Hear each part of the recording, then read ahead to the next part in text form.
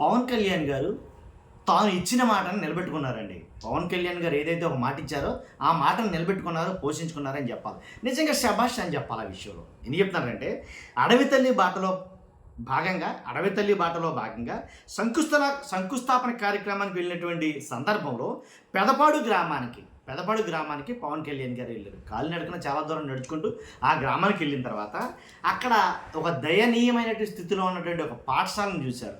ఆ పాఠశాలను చూసి బాబు ఇంత దారుణంగా ఉంది పాఠశాల అని చలించిపోయి పవన్ కళ్యాణ్ గారు వెంటనే ఆ పాఠశాలకి ప్రత్యేకించి ఏదేమైనా సరే దీన్ని నూతన భవనాన్ని నేను నిర్మిస్తాను అనే ఒక మాట అయితే కనుక అక్కడ విద్యార్థులకి, ఆ గ్రామ ప్రజలకైతే కనుక పవన్ కళ్యాణ్ గారు ఇవ్వడం జరిగింది. అయితే పవన్ కళ్యాణ్ గారు ఇచ్చిన మాట ప్రకారంగా వెళ్ళిన తర్వాత ఇప్పుడు కొత్త భవనం అయితే కనుక నిర్మాణం పూర్తయిపోయింది. ఈ రానున్న ఏదైతే మళ్ళీ ఆగస్టులో క్లాసులు ప్రారంభమవుతాయో ఆ నూతన పాఠశాల భవనంలోంచే ఆ క్లాసులు అయితే కనుక ప్రారంభించుకోవచ్చు. అంటే 17 లక్షల ఇంచుమించుగా 17 లక్షలతోటి ఆ భవనాన్ని నిర్మించడం అయితే జరిగింది. కాబట్టి పవన్ కళ్యాణ్ గారు ఇచ్చిన మాట నిలబెట్టుకున్నారని సోషల్ మీడియాలో బాగా ట్రెండ్ అవుతుంది. మరి ముఖ్యంగా జనసేనకి సంబంధించినటువంటి ఏదైతే కొన్ని గ్రూపులు ఉంటాయో వాళ్ళ ట్విట్టర్ హ్యాండిల్స్ కావచ్చు, జనసేన పార్టీ గ్రూపులు కావచ్చు, దాంట్లో విపరీతంగా ట్రెండ్ అయింది ఈ వీడియో. నేను చూశాను చాలాసార్లు. దీని గురించి మాట్లాడాలా వద్దా అని ఆలోచించాను. మంచి పని కదండి, ఎవరు చేసినా సరే మనం శభాష్ అని చెప్పి వెనుతట్టాలి.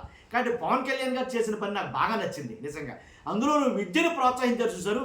అసలు విద్య అంటే నేను అక్కడ నా కళ్ళు బయలు గమ్మేస్తాయి. అసలు ఎవరు చేసినా సరే దేవుళ్ళ దండం పెట్టేస్తాను నేను, దాంట్లో ఎలాంటి డౌట్ లేదు. కాబట్టి పవన్ కళ్యాణ్ గారు చేసిన పని నాకు చాలా బాగా నచ్చింది. ఇక్కడ పవన్ కళ్యాణ్ గారికి నాదో చిన్న విన్నపం. ఏం చెప్పమంటారా?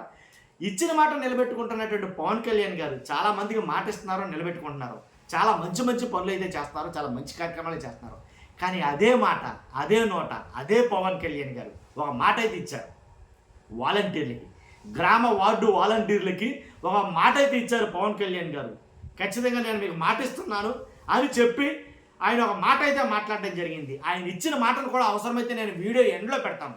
పవన్ కళ్యాణ్ గారు వాలంటీర్లకి, ఆంధ్రప్రదేశ్లోని వాలంటీర్లకి ఏం హామీ ఇచ్చారు అనేది నేను అవసరమైతే వీడియో ఎండ్లో పెడతాను. ఫస్ట్ అయితే కనుక నాది రిక్వెస్ట్ ఉందండి. ఇక్కడ ఏం చెప్పంటారా, బాధ్యత గల మీరందరూ కూడా ఈ వీడియోని లైక్ చేయండి. ఎందుకంటే రాష్ట్ర ప్రజలందరికీ చాలాల్సిన విషయం, పవన్ కళ్యాణ్ గారు కూడా ఆయనకు కూడా చేరాలి విషయం.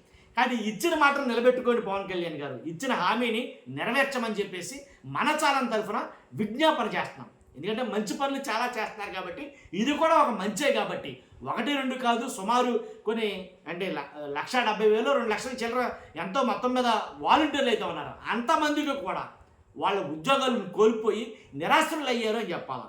కాబట్టి మేము మాటిస్తున్నాం, ఉద్యోగం ఇస్తాం, మేము మాటిస్తున్నాం, మీరు గోను సంచులు మోసుకోవాల్సిన పని లేదు అని మాట్లాడారు ఏంటి. కాబట్టి మీ జీతాన్ని పెంచుతాం, మీ ఉద్యోగానికి భద్రత కల్పిస్తాం, ఇలా చాలా మాటలైతే కనుక ఎన్నికలకు ముందు ఎలక్షన్ హామీల కింద చాలా మాటలైతే కనుక మాట్లాడారు.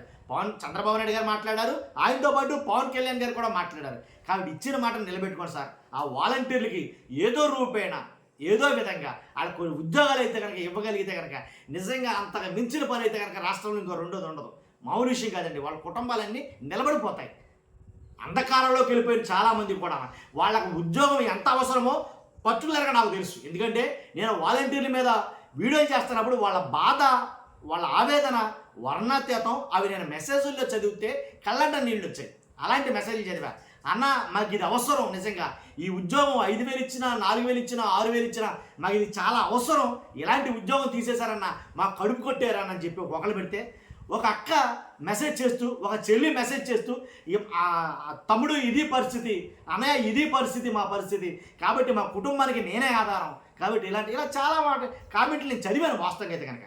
కాబట్టి అది జరుగుతుంది. కాబట్టి చూస్తున్నా మీరు అందరూ కూడా మీ బాధ్యతగా మీరు లైక్ చేయండి, ఈ ఇన్ఫర్మేషన్ షేర్ అవ్వాలి. కాబట్టి కొత్తగా మన ఛానల్ చూస్తే పక్కాగా సబ్స్క్రైబ్ చేయండి. ఆశిద్దాం పవన్ కళ్యాణ్ గారు ఆ దిశగా కూడా అడుగులేస్తారేమో అని చూస్తున్నా మీరు అందరూ కూడా. Thank you very much.